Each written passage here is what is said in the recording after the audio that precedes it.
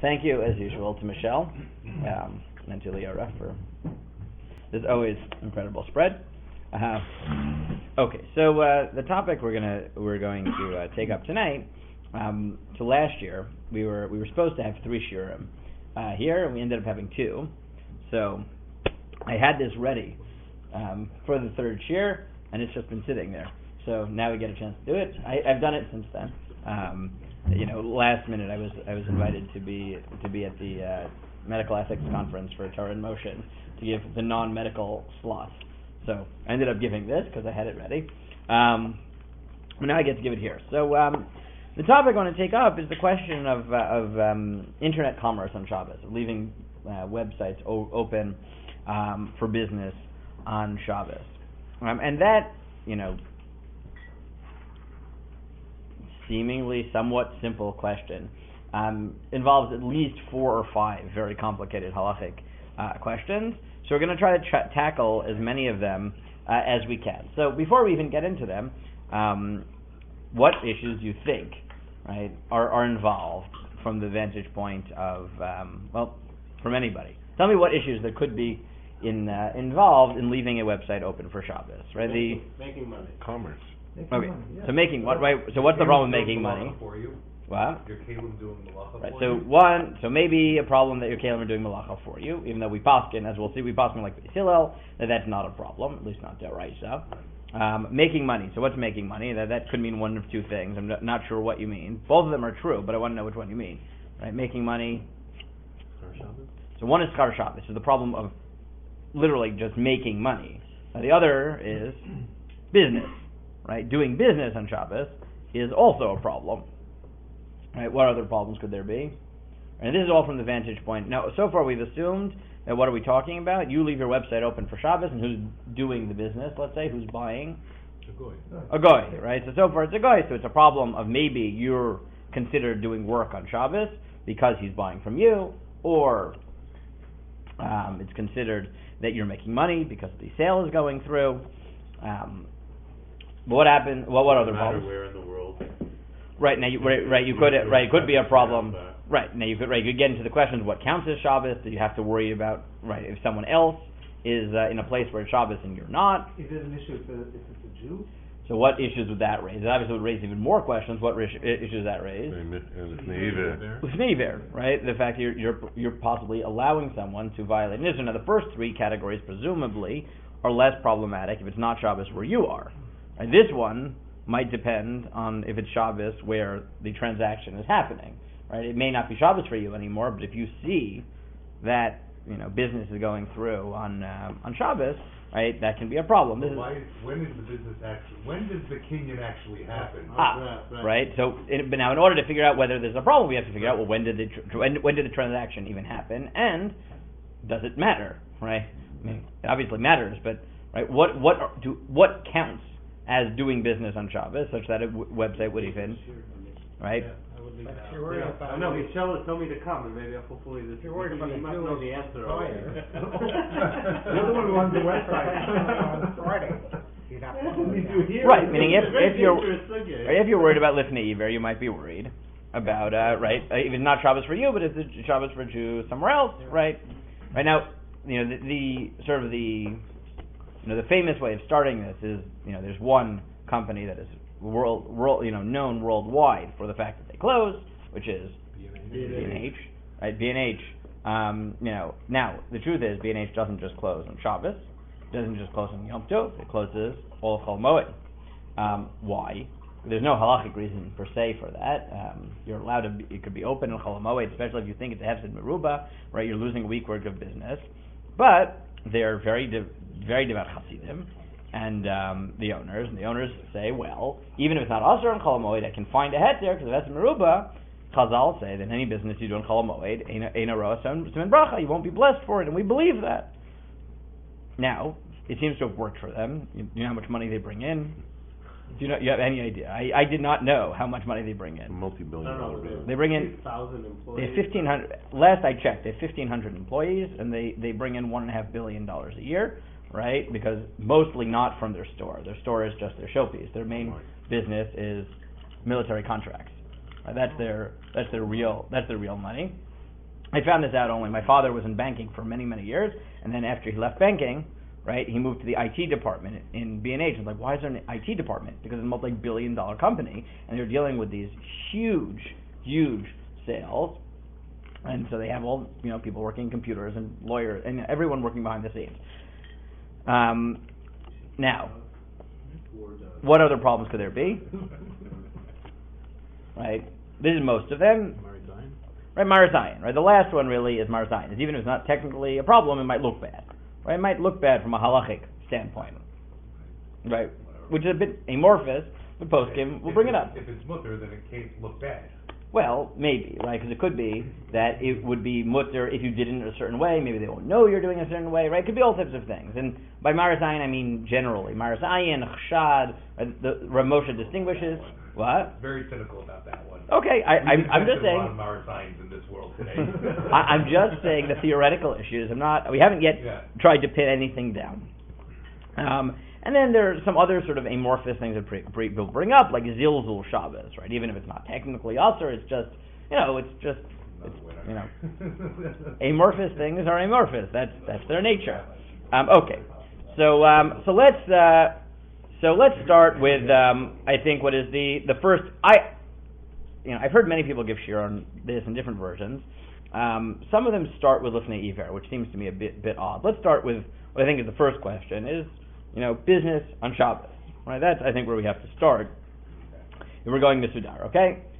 There's a prohibition to do business on Shabbos. Why is there a prohibition to do business on Shabbos?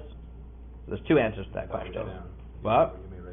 Right, so the reason that the Gemara brings is because you might write it down, that it's rabbinic. You can't do business on Shabbos, purely rabbinic, right? If you look at source 1 and 2, Shulchan Aruch summarizes it, right? In Konin b'Shabbos kinyan Sudar, you can't even acquire something with a symbolic kinyan, v'im kanu, and if you do, afal pi she'asu aveira, even though it was forbidden and you violated a sin, so kanu, it's acquired.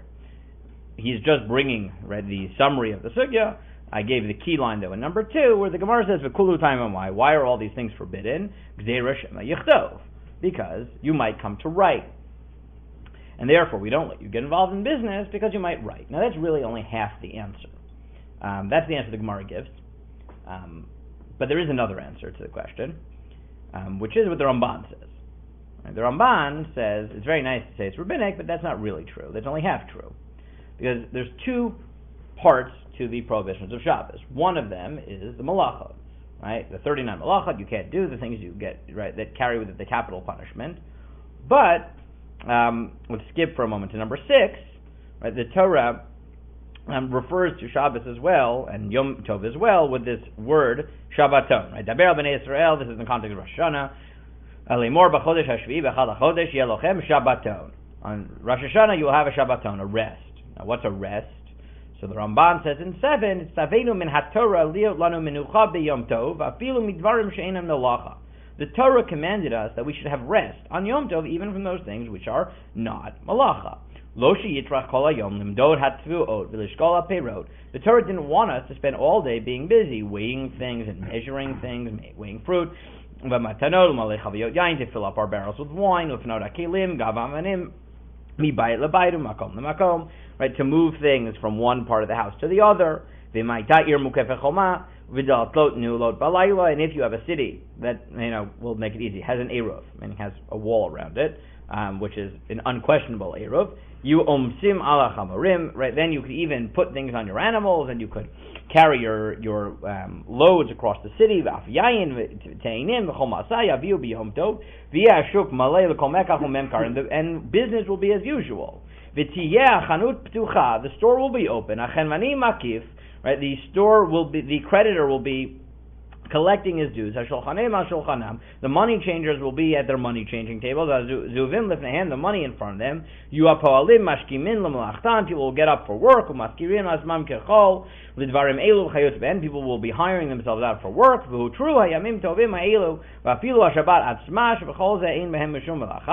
And you might think that all this is permitted because there's no melacha violation. So the Torah then tells you that in addition to the technical violations of melachot, there is a biblical obligation, not rabbinic, a biblical obligation to treat Shabbos as Shabbos. Right? And that position is echoed in the Rambam as well.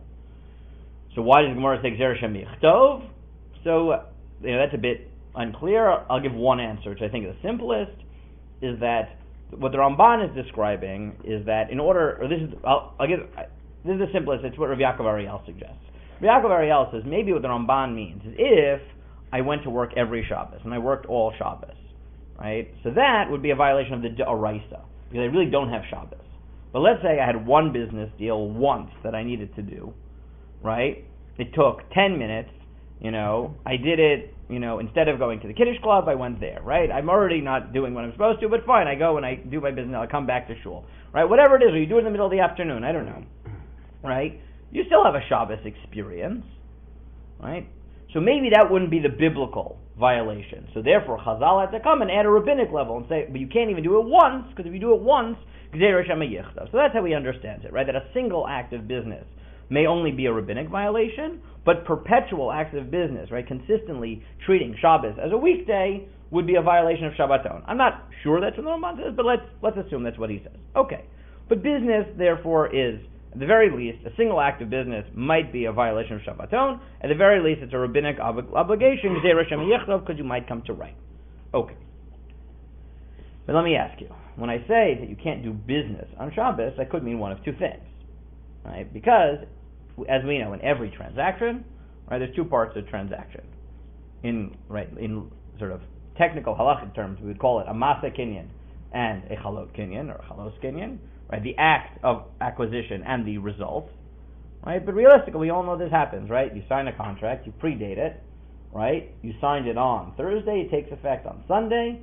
So the act of signing, right, the formal signing was on Thursday, but the actual acquisition takes place on Sunday, right? This is standard. You can do this, right? You can post-date a document. It's not a big deal, right? We all know that you can do this. Or, we agree. You will, I'll start renting my property, whatever, the first of the next month, right? But we shake on it now, whatever binding level that has, but fine. We all understand that you can commit to a deal and it will take effect later.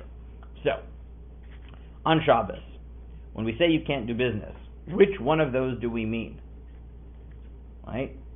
The first, right, the action, the result, or both? So, I think what we clearly mean, for sure we mean one of them. I don't think, right, there are three technical possibilities. I think only two of them are reasonable. Right? I think no one will tell you that you can do the act of kinyan as long as it doesn't take effect on Shabbos, right? I mean, that would be ridiculous, right? What would be the point? Right? If the whole decree was Gzeira Shemichtov, you might come to right.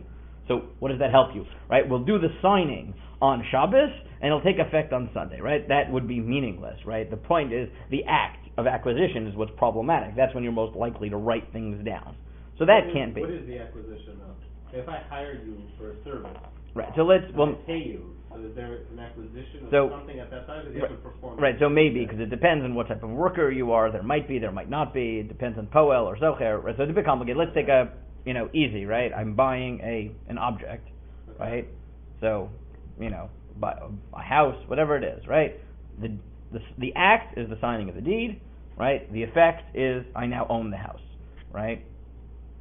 That's pretty easy. Right. Workers are much more complicated because a worker can always back out, but only if he's a certain, right? Only if he's a poel, not if he's a kaplan.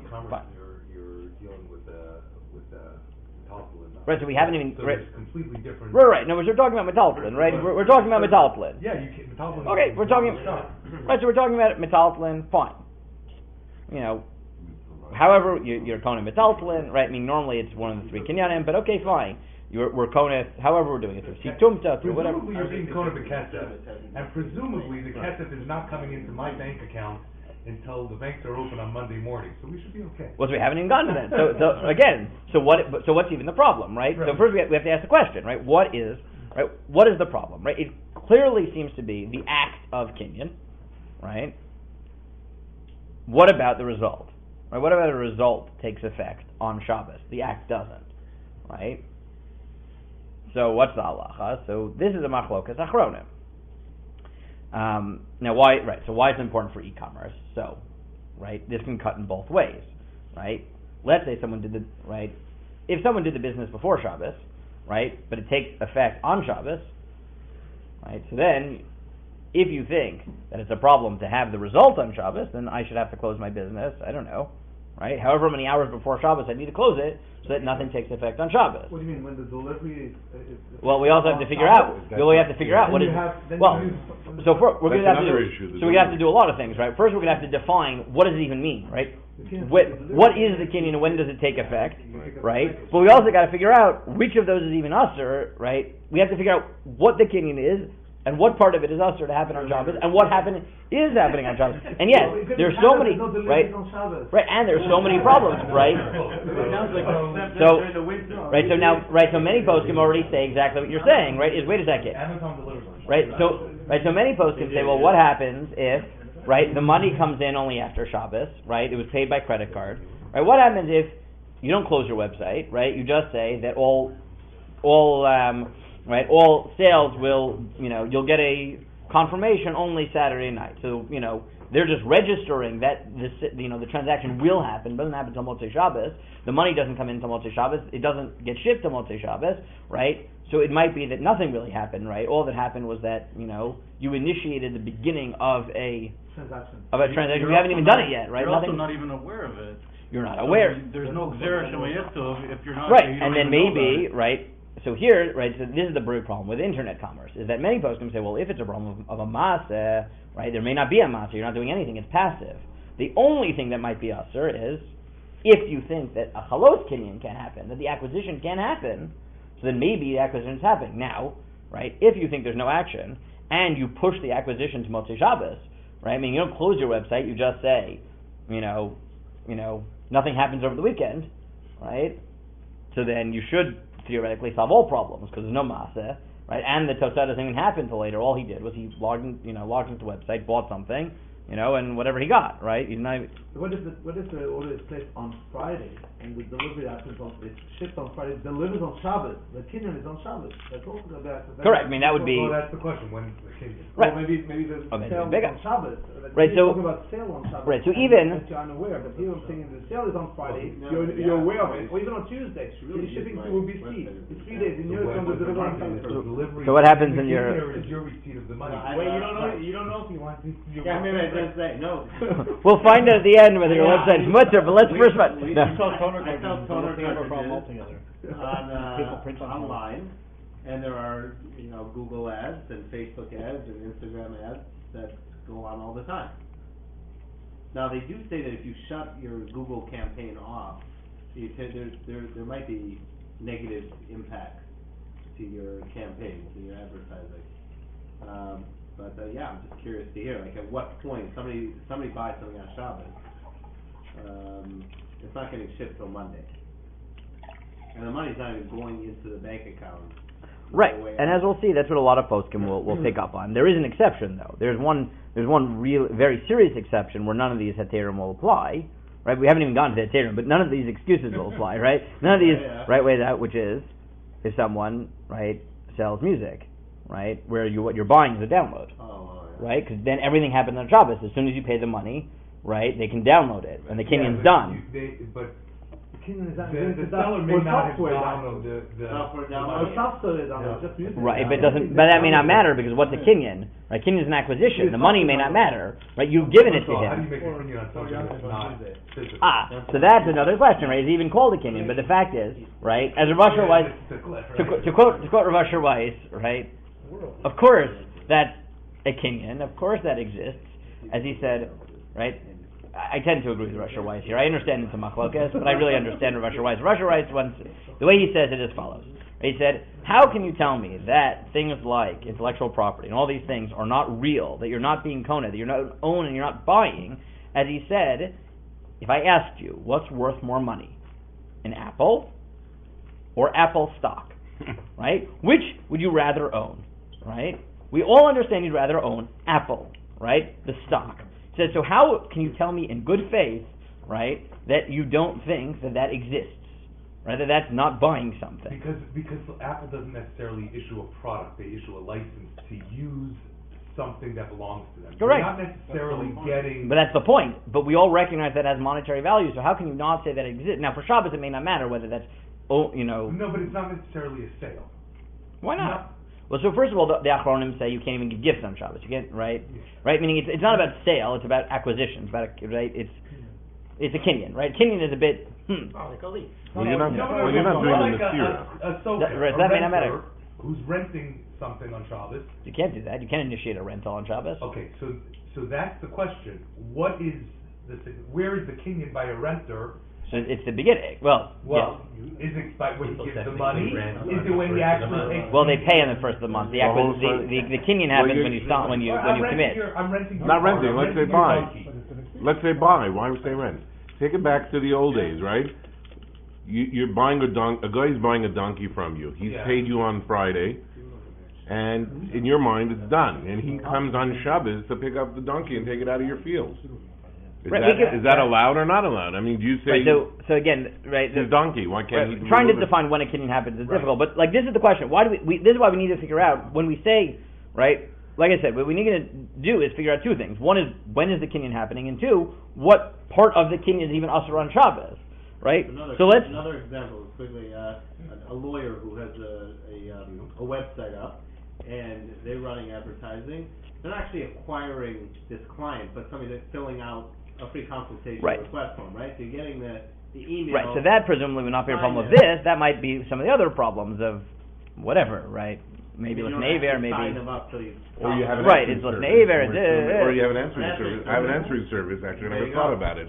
Where somebody goes on my website, and they immediately start talking to them and saying, what can I do for you?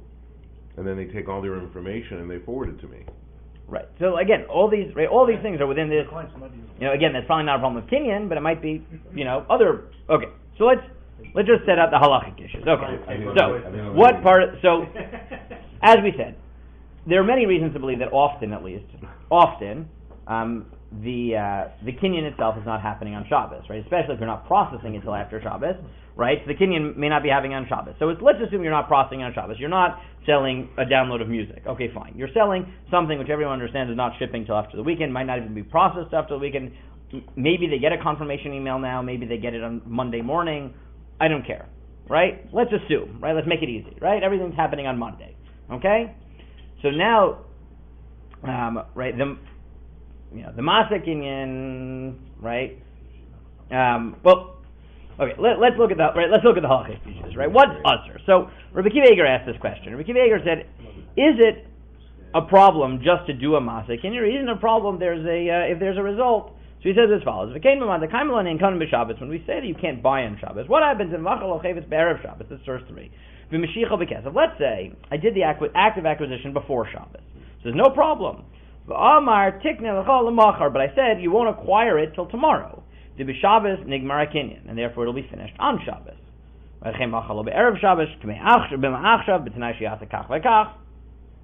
Right, or I said it'll be acquired for you if you do such and such. Can you keep the condition on Shabbos?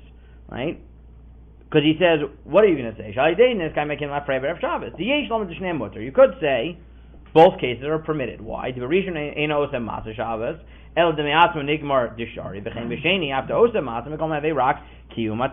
could say that in the first one you're not doing an act on Shabbos, and the second one you're just fulfilling it tonight. Or you could say they're both asur.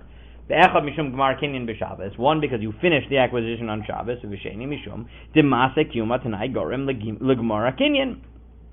or because you're causing the end of a kinyan, or in one direction or the other direction, right? What is it? So he tries to bring a few proofs. We'll just do his last proof. Right? If you go look after the ellipsis, his proof is as follows. He says the Gemara says that Kohen Gadol always on Yom Kippur needs to be married. So what does he do to make sure that he'll be married, even if his wife passes away on Yom Kippur? He has a backup wife, right? Fine, okay. So the Yerushalmi asks what? So the Yerushalmi asks. So Yerushalmi asks. so the Yerushalmi asks as follows. Yerushalmi says, okay, but how is he allowed to marry her on Shabbos? On Yom Kippur, rather, right? You're not allowed to do any kinyan, right? Kinyan doesn't really mean buy. It means any sort of solemnization of a deal, right? right, which can be, right, can mean monetary, can be kiddushin, can be a whole bunch of things, right? So kiddushin is a kinyan. We'll leave it at that. Okay? So the Yerushalmi says, well, it's fine because they're in the mikdash, and the mikdash ain't shvus b'mikdash, and since it's only a derabanan, right, to not do a kinyan, so they're allowed to get married in Yom Kippur. Shabbat Eger says, well, wait a second, I have an easier solution. Why don't you just, right, marry her al tanai, that if his first wife dies, that you'll be married on Yom Kippur, right? So then you did the maaseh before, right? This is like classic acharnish, right? Why didn't you just say that? So he says, oh, you see, that must not solve the problem, right? Because it must be the fact that they would become married on Shabbos is also problematic, which tells you that it's not only forbidden to do the act of kinyan on Shabbos, it's even, right, it's a chalos for a kinyan to take effect on Shabbos, right? So therefore, some people say, well, wait a second, if you paskin like Rabbi Eger, so, right, if you push everything to be processed after Shabbos, so that might be okay. But let's say you don't, right? Let's say it happens on Shabbos, right? You didn't do anything, but you know, you're now committed to it, or maybe it did process, right? The money does go through, right? Or, you know, right, they download the music, right? So you didn't do anything, you did no Maaseh Kinyan, right? But it happened on Shabbos, right? So according to Rabbi Eger, if it happens on Shabbos, it's problematic. Now again, that would not tell you it's problematic if you don't process it till afterwards, right? If they, you know, if you say nothing is processed after the weekend, you've solved that problem, right? Either way, right? You're not doing a matzah, you're, you know, having your Shabbos meal, you don't know what's going on, and there's no chalos kinyan because, right, you've pushed it till later. But if things are processing on Shabbos, it would be a problem. However, we may not paskin that way. The Avnei Nezer notes that, right, this is not necessarily true, because in general, right, there is a machlokes between Beis Hillel and Beis Shammai. I'll say it outside. Now he said, first he defends Rabbi Eger and explains him, but let me just bring his critique, and this is how he rules in the end. He says, but wait a second, there's a machlokes in the Gemara, Beis Hillel and Beis Shammai, called Shvisas Kalim, which is, do you have to be worried that your vessels are going to do malacha on Shabbos if you're not doing it? Beis Shammai says yes. Beis Hillel says no. So he says, okay, it's very nice that Rabbi Eger thinks that it's a problem to have a malacha happen on Shabbos, but we don't paskin that way, right? That's not right. We don't care if the result happens on Shabbos. And the Achronim really divide on whether we do or don't paskin like Rabbi Eger. Rav Shechter likes to defend Rabbi Eger and say, well, it depends. It may be true that a malacha isn't asur if you do it before Shabbos, but a gzeira is asur even if it takes effect on Shabbos. Why? Because he said, think about it. If it's asur to do business gzeira shemoneh-esrei, then what you care about is not when you do something, right? You care about anything related to that happening on Shabbos, because even if it's going to take effect on Shabbos and you're not doing anything, right? If there's a possibility that you will be aware that it's happening, you might end up writing something, right? So then we might have to forbid it. Okay, but there's a machlokes achronim whether we paskin like that or not. Now again, this only answers. Like dropping your dry cleaning off Friday afternoon, and you know. Well, no, that's we'll come to that, right? That's having a guy do something for you on, right? That's having a guy do something for you on Shabbos, which is right. Is a mir l'nachri, which is another problem, right? Okay. So the first question: so if the transaction doesn't actually take effect on Shabbos, so then this is not an issue. But let's say downloading music or something where everything is done by the time they put in their credit card information, even if you don't get the money yet, it doesn't matter. They're getting the product. The kinyan's totally done, right? At least the result of it is, right? You didn't do an action, but so that for Rabbi Eger, that's for sure a problem. According to Avnei Nezer, might not be, right? Because the chalos kinyan happened. Now there, maybe the maaseh kinyan happened. I don't know if there is a maaseh kinyan. Who knows what there is exactly with downloading, music? Yeah. If you can set a timer to turn a light on Shabbos, where you're clearly doing sometimes ignoring Rav Malamed Shita for a second, okay? Because let's not go there. But let's all agree that if you were flicking a switch, you're doing a malacha of some sort forbidden by most halachic authorities on Shabbos. Okay, and you can, most days, set a timer and turn on that light on Shabbos. then how is that any different when you're effectively setting up a scenario where someone can go to your website and download music? Right, so that's what the Avnei Nezer really says, right? The Avnei Nezer says, by malacha, we don't care if the result happens as long as you don't do anything, right? So we don't care by this either. But it's all set up in advance also. Correct. He says it doesn't matter, right? That's exactly what the Avnei Nezer says. He said, by malacha we don't care, so why do we care, right? Why do we care by kinyanim? Right, and that's why Rav Shechter said, well, maybe Rabbi Akiva thinks it's different. The gzerot are different. Gzerot, we care about the result and not just the action. But again, if you think like the Avnei Nezer, so a lot of internet commerce right off the bat from this level, right, pretty much, right, is not problematic, right? There's only a problem if you do an act, but you're not doing an act. It's happening, right? Whatever's happening, but you're not related to it. It's it's taking effect. It's doing whatever, but you're not doing a masa, right? If you poskin like Rabbi Akiva Eiger, might be problematic. But again, even according to Rabbi Akiva Eiger, I would say, well, it depends, right? If you're actually if everything's processed on Shabbos, right? So maybe it's a problem. But if everything, right? If they don't, it's not processed till after Shabbos, and right, they pay by credit card. So, right, what are they doing in Sach HaKol on Shabbos? Right, they're committing that your website is committing to them that when the next business time comes, right, the credit card payment will go through, and you will then process it, and then you will send it to them, right? So you're saying it could be a problem if you're processing and it goes out on Shabbos. So if it processes it on Shabbos, right, it might be a problem. That's why people say it's more problem with the music, right? It's processed after Shabbos, right?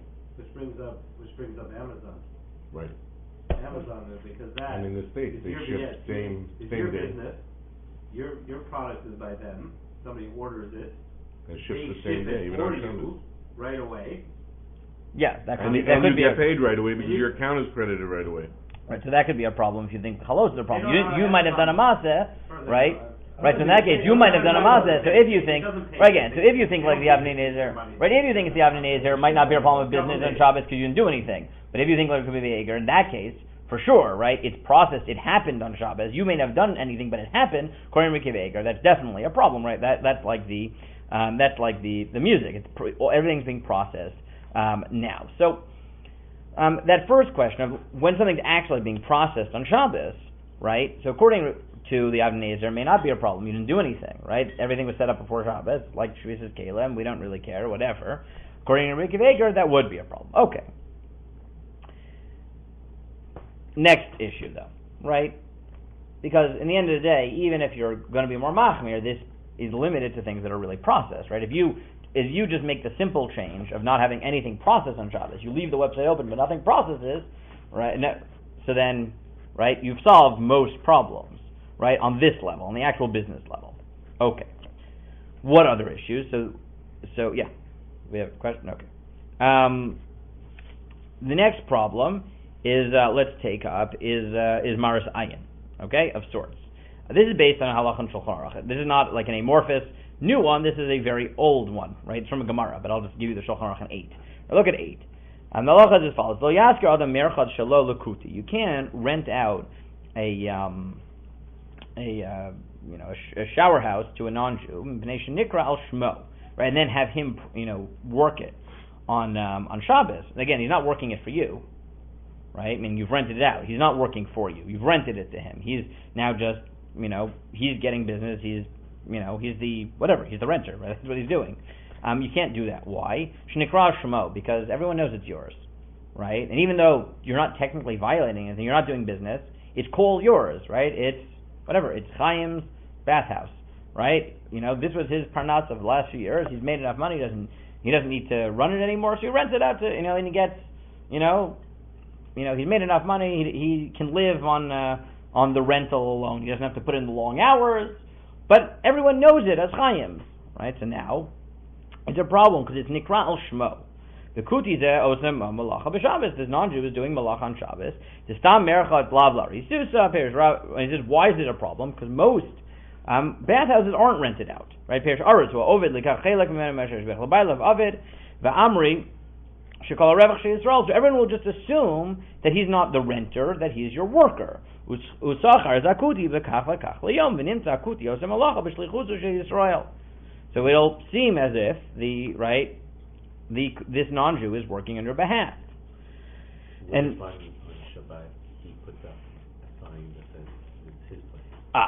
So So what's if the he sees that on Shabbat, it's not your place. exactly? So what we see here, and we'll see this in just a moment, is that the poskim assume that it's based on Maras Ayin, which is what it sounds like. That there's a technical prohibition of Maras Ayin of making it seem as if you're doing work on Shabbos, right? Or work is being done for you on Shabbos, right? So this should be a problem on a website, right? Even if it's mutter, if it seems like work is being done on Shabbos, and everyone looks at this and says, oh, right, B&H's website is open on Shabbos, it's a problem. Except there's a very easy solution to that, right? Which is if that's a problem. So in the Merachatz, all you would do is say, right, cross out Chayims and say, no, put up a sign and say it is, whatever's. It's whatever's Merachatz. On an internet site, all you got to do, right, and this is what some websites actually do, is just say, right, not even necessarily from, right, from websites will sometimes do this. They'll come up and say, just know everything will be processed after Shabbos, right, or after the weekend, right? But that's true on regular websites sometimes, right? They know, right, everything's processed after the weekend. So if it's a problem with Maras Ayin, you solve it by listing the Maras Ayin, right? All you got to do is make it clear that you're not, right, doing the business on Shabbos. Now, the first shilas of this type in the modern period didn't actually come up with internet, right? They came up. There were two sort of earlier iterations of this type of machlokas. One was the kaspomat, or the bankomat as they call it, but the kaspomat now it is called, right? The from Jews who were asking that they owned what's it called, an ATM machine, right? Do they have to close it on Shabbos, right? It's all happening automatically, but everyone knows, Mizrahi is owned by from Jews, right? Or used to be, I don't know if it is anymore. And the second one was the Minchas Yitzchak was asked about what about a from Jew who owns vending machines, right? It's the same shaila, right? These are all basically the same shaila, right? They're all versions of the same shaila. So if you look at number 9, Uri Dasberg summarizes this issue. He says, "Yisod shel shmol avu Maras Ayin." This is all based on Maras Ayin. L'chora kishem sheperak before hareinu shenitan la'aker d'chashash lefnei iver l'zin v'echshal yedei hoda brasha ovrim v'shavim shem shelo avil mechona zu b'shabbatot v'chagim. We'll come back to lefnei iver.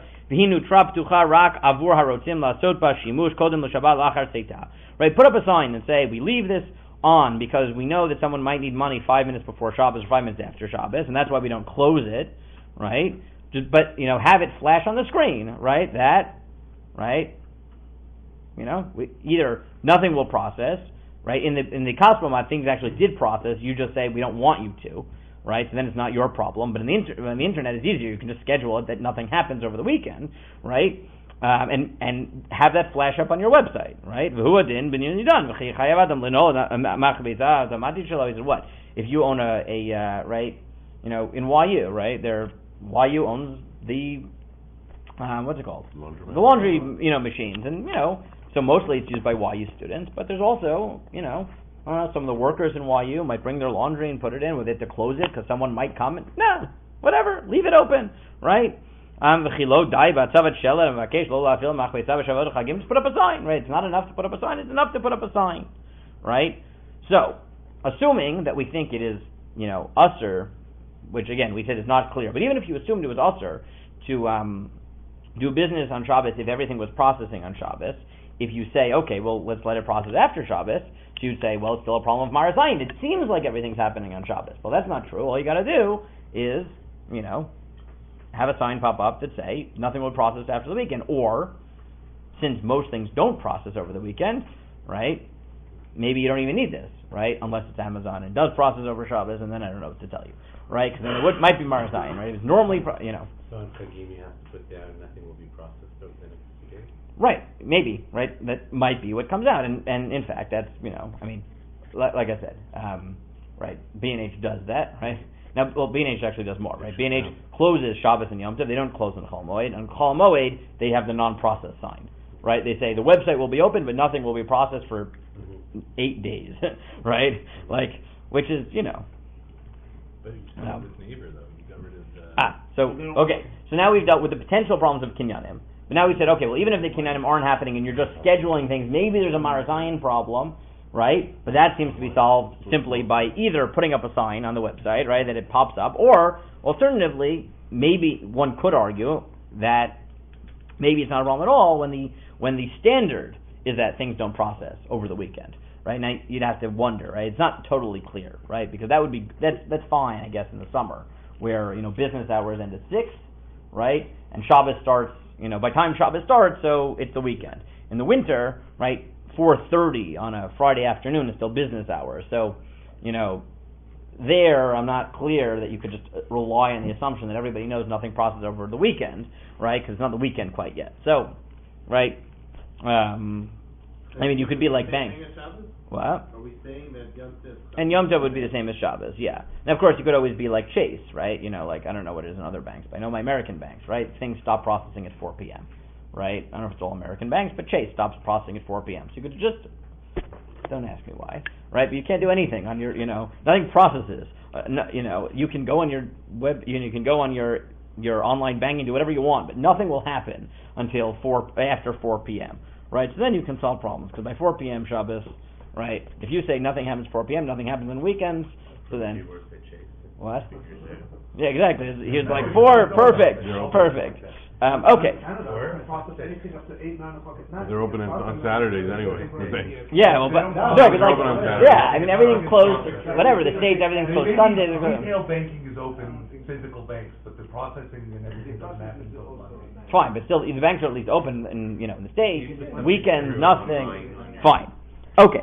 So issue 1 is the question of whether it's even a problem to do the business. Even if you assume it's not a problem to do the business, is it a problem of Maras Ayin? Because it looks like a Jew is doing business. Right? So you might solve that simply by putting up a sign that's fine. Okay. Now the next issue is Schar Shabbos. Is let's say that let's say we solve the problem of the actual, the process. Let's say it does process on Shabbos, okay? It processes on Shabbos. But it's not going to be shipped till later, or whatever it is, right? But the payment goes through, right? I have an issue with this laundromat that you brought up here. With all the landlords, the Jewish landlords, they have machines in their apartment buildings. Everybody does laundry on Shabbos. I guess that's the busiest day of the week is Shabbos. And they collect the money gets paid automatically. They get to collect the funds right away. It's coins operated or right. So that may relate to the first question, right? Which is it might be a chalos kinyan without you doing a masa kinyan. It may be Maras Ayin, right? Maybe. The biggest problem is going to be the problem that we're going to do now, which is Schar Shabbos, right? What it seems clearly to be is whatever you think that is, kinyan, not kinyan, Maras Ayin, not Maras Ayin, you're making money on Shabbos, right? That's the third potential issue you have with an internet being open on Shabbos. If something does process, you just made money on Shabbos, right? Right. Right. And this is a problem, right? Number 10. If you hire a non-Jew, or you hire a Jew really, right? You hire anybody to work for you on Shabbos, you can't pay them for Shabbos. But how do you get out of it? So how do we do this, right? So the simple way of getting out of it is we don't hire people by the day, we hire them by the week, right? It's called havla'ah, right? Shabbos is solved by a rule called havla'ah. It is only usher to pay someone for Shabbos alone. But if you get paid for everything together, right, including things that happen during the week, so it's not a problem, right? That's why Schar Shabbos, Schar Chodesh, Schar Shana, etc. is all fine. Right, if you hire someone for a week, so they can work for you on Shabbos. That's why when we hire waiters for events, we hire them for the setup and the cleanup before and after Shabbos, and we pay them all together. Right, that's how we do it. It's called havla. Right, this way we're not being paid. We're not paying for Shabbos alone. Fine. Even though the rabbi works hardest on Shabbos. Tell me about it. Well, yes, and did I? The preparation. Right, you will get that's you get paid forever. And you're paying workers per hour. Well, you're paying them per hour. So some of those hours are. It doesn't matter. If you pay it all together, it's fine. Like you right? pay them, you're writing a check for the exactly. whole week. You pay them, right? Meaning, or you just say we're not paying you just by hour. We're paying you for the whole work, which will take 12 hours, whatever. But you cast it as havla. And I gave you the next halacha, which is relevant in the next one, but we'll leave it at that, right? Havla. Now, how does that work for the internet? So this also is a bit complicated. Now, if the credit cards aren't processing till after Shabbos anyways, so at the end of the day, any payment that was made anyways, right, you get one big payment, right, on Monday morning, right? So then you're just being paid by havla, right? Could it theoretically be a problem if the payment went through on Shabbos? Does that happen in Canada? In the States it doesn't. Does it go through? No. Does it go through? Well, But does it go into your account? Does it go into your account? It does? No, it doesn't. So if it goes through on Shabbos, that would be a problem of Tzar Shabbos. Paying with credit card, it takes even longer, right? For sure. I don't know. If someone pays with debit card on, I don't know, the debit on Shabbos, does it go through directly? No. It doesn't process here? Okay, so right, so what many of the poskim. That's not true. When you process debit, it goes through right away. It doesn't record on your bank statement until the next business day. But the bank tracks it that it happened over the weekend because they have to check if the funds are there. Otherwise, it doesn't work. Yes, it doesn't swap it to your account for Monday. But That's that's because not. the system is designed to print Monday because they don't show that they do business on Saturday and Sunday. But the bank, as far as the bank's concerned, they did the deal on Shabbos. Right. So how would you solve this? So again, anything that was, everything that went through, right? So if this is true, right? If the money goes directly into your account as soon as they do it with the debit card, so then. Right. So if it's not if it's pending, so it's havla. Right. If it's pending, it might. Okay, I have no idea how it works here, but if it's right, so here, so for sure on the credit card for sure. So what many of the posts can say, if it's a credit card, it's basically havla because you get paid everything together. You get Friday, you get Shabbos, you get Sunday, you get everything together, right? On the other hand, right, if somehow it goes through directly, if that's the case. So then you might have a problem. How would you solve that? Now, if you just said it that your website doesn't process it till after Shabbos, so then you also might be fine because then you could artificially orchestrate it to be havla, right? But that's right. What's the translation of the word? To swallow. Right? Havla is swallowing. Right? Okay. Right. Yeah. Exactly. You just swallow everything up. Okay. We're already going late, so let's the next issue. Okay. Let's assume you've solved all these problems for a non-Jew. What happens, right? Let's say we've managed to solve all these problems. We assume there's no problems, you're not really doing anything, and you push the payments till after Shabbos, and, whatever, and they're paying back. Let's assume we've solved everything. You put a sign that nothing's processing till after Shabbos, right? But you still leave the website open, right? You don't do the B&H thing that it closes, right? It's open, and people can order, right? And now a Jew gets on the website and orders. Is that lifnei-iver? Right? Question 4. So the answer is almost definitely no. Right? It's probably not del raisa. The reason is because as the Gemara says, lifnei-iver del raisa, right? Biblical lifnei-iver only violate what is called trei avrei de nahara, right? That if I have tray food, someone else wants it. If he's on the other side of the river, and if I don't hand it over the river, right? He won't, or throw it over the river, whatever. He can't get it. I violate lifnei-iver. If he could get it, and I just happened to give it to him, so even though I made it easier for him to violate the Isser, I don't violate lifnei-iver d'oraisa, the biblical prohibition. Now on the internet, you are not, right? He could order it, presumably from 100 different people, right? That's not the case with tickets, though. Right, so it's not always the case, right? Now your price? Right, so it's not always the case. But first of all, it's not vad, right? First of all, it's a suffix. It's a suffix, right? If they could buy it somewhere else, so it's not lifnei-iver, it might be derabanan, which is called mesayeh, right? It's still also derabanan to enable someone to do an avera. Can't you go But here, rogue to people doing business on the internet? so here, even if it were lifnei-iver, then you have to get in. Well, it's not really lifnei-iver mesayeh. It's a suffix that any Jew is going to come up, and it's a rov, and it's a dit, right? So it's. Right, it's probably not lifnei-iver d'oraisa, even if you knew a Jew was coming to it. Maybe it is if it's the only place he could buy it, right? Best misayeh, but it's not vadai. It's a suffix misayeh, a suffix lifnei-iver, right? So is that a problem? So many of the posts can say, no, that's really not a problem. There is a slight issue that the post can bring up. This is not going to be a problem in. There's not going to be a problem here. It's more of a problem in Eretz Yisrael. There is a position in Achronim that if they would only be able to do it if another Jew helped them. So then it's usher. So let's say, right, there are 10, ATMs, right, and you leave it open. So it's not lifnei iver in America because they could go to all the other ATMs, and the other 9 are owned by non-Jews, right? But let's say all 10 were owned by Jews, right? So now you're not enabling them, but the only way they could get money on Shabbos is if a Jew would allow them to do it. So then some of the Achronim say that is lifnei iver, right? Again, that's realistically not a problem in North America. It's definitely, and it's not really a problem in a global world either, because there may have been a time, and that may be true for an ATM, but realistically, right, on a website, you're not talking about they can only order from you. It would have to be, now, if it's something that only you have, so maybe it's a suffix lifnei iver, but still not a vada lifnei iver, because you don't know they're coming. What about a charitable donation? Right? And this is what? What about a charitable donation? Right, similar, potential... Charity has a special dispensation. Potentially. So if you look at 16, just to see the summary, the Tzitz Eliezer says in general, on the lifnei iver related issues, we're more makil with the following 4 issues, right? He said, one is it might not be prohibited when you don't actually do anything, right? So in the internet case, right, it's not quite lifnei iver. Like lifnei iver, even if you were the only person who was selling it and you knew a Jew was coming, you still didn't do anything actively.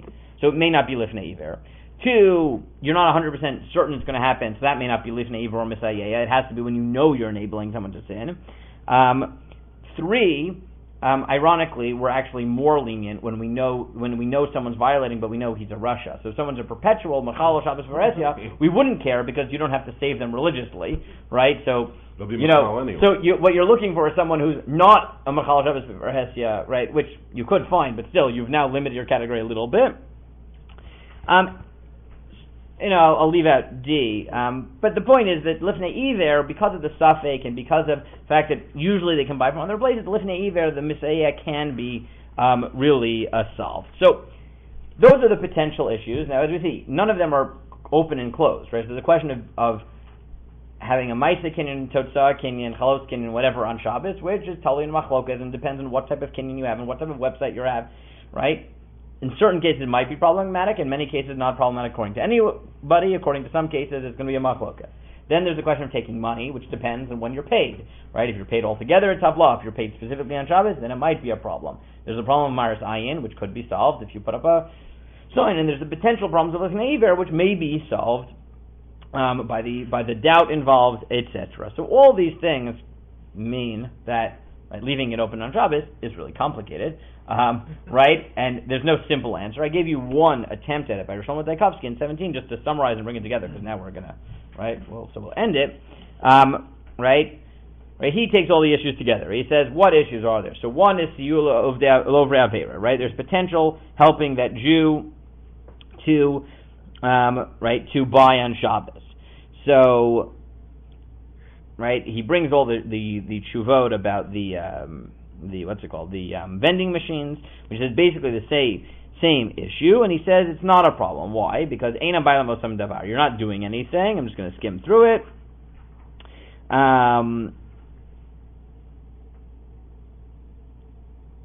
Right, he says, and it's not clear. First of all, it's not clear you're doing anything else, because Rabbi Akiva Eiger says you can't have a kinyan happen on Shabbos, but Maram Shik says it's not true.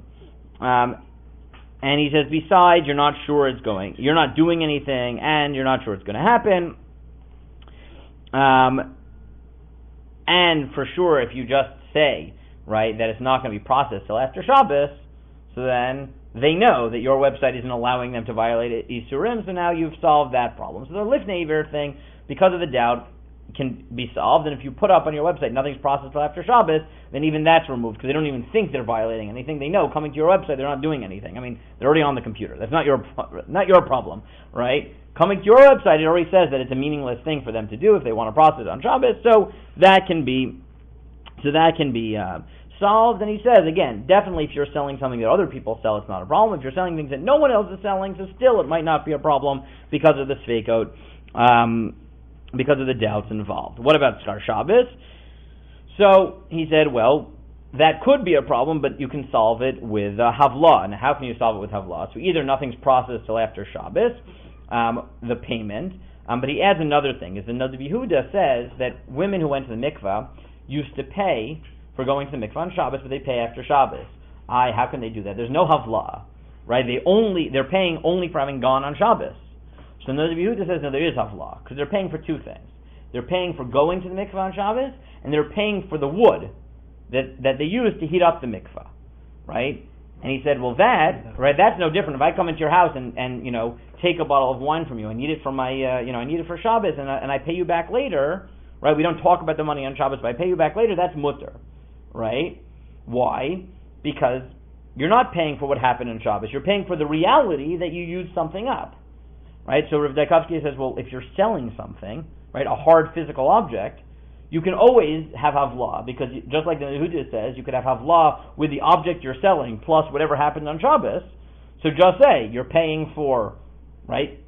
You're really paying for processing it and giving them the object, which only happens after Shabbos. So you could solve that later. So that is another way out of it. Maris Ayin and Chshad, as we saw, if it happens automatically, if you put up a sign, right, there's no problem at all, as we saw before.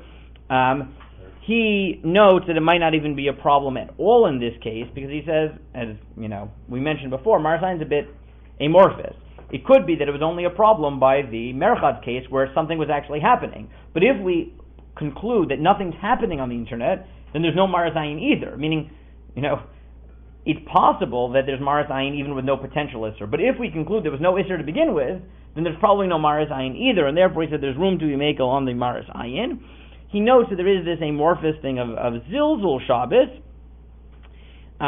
But he's not sure that in this case it will be Zilzul Shabbos, because, no one sees it, right? Like, on Shabbos you don't see anything, and no one, right? It's not like a public thing at all. It happens in the privacy of people's houses, so he's not sure there's any degradation of just having your website open on Shabbos. And there are Sof Davar, he says, there's the bolded part, Lo nitan lasar ashar atar internet batuch b'Shabbat, ulam yesh become b'vadai tam lifgam. He says, I can't say it's usher, because I could solve every single problem. I could tell you that the kinnion's not really happening on Shabbos, and I can tell you that you're being paid bavla, and I can tell you there's no Maris Ayin, it's not really usher, or you put up a sign, and I can tell you there's not really Zilzul Shabbos, and I can tell you it's not livnei iver, right? Each of the problems that we saw is a machlokes, and can be pretty decently solved, especially if you push off payment and processing after Shabbos. According to almost everybody, you've managed to get out of the issues, right? At least there's strong basis for it. So he says, well, halacha, and I think this is what most poskim say, which is it's probably not technically usher, right? Because, or at least there are yesham al-lismach to leave it open. There are shita that under certain circumstances it would be usher, right? If you paskin like a big eger and things are processed on Shabbos, it probably is usher, at least according to some poskim. But as he says, you can't usher it, because each problem, as we saw, has enough room for leniency that you can be makil, but also, at least in some of the issues, there's room to be machmir, right? And therefore, as you said, yesh tam lifgam, so some poskim will push against it.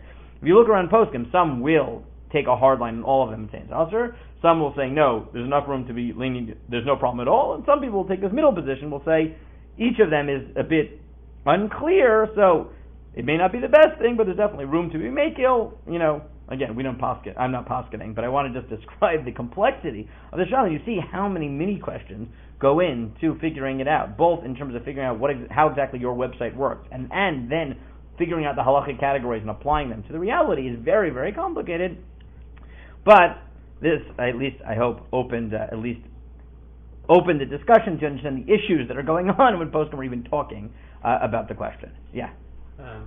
So, question in terms of, how there's deals all the time. So would there be an idea of listening there if there's a deal that ends on Shabbat, for instance, that might cause somebody to go to your website because they know the sale is about to end? Oh, that's an interesting question. I would think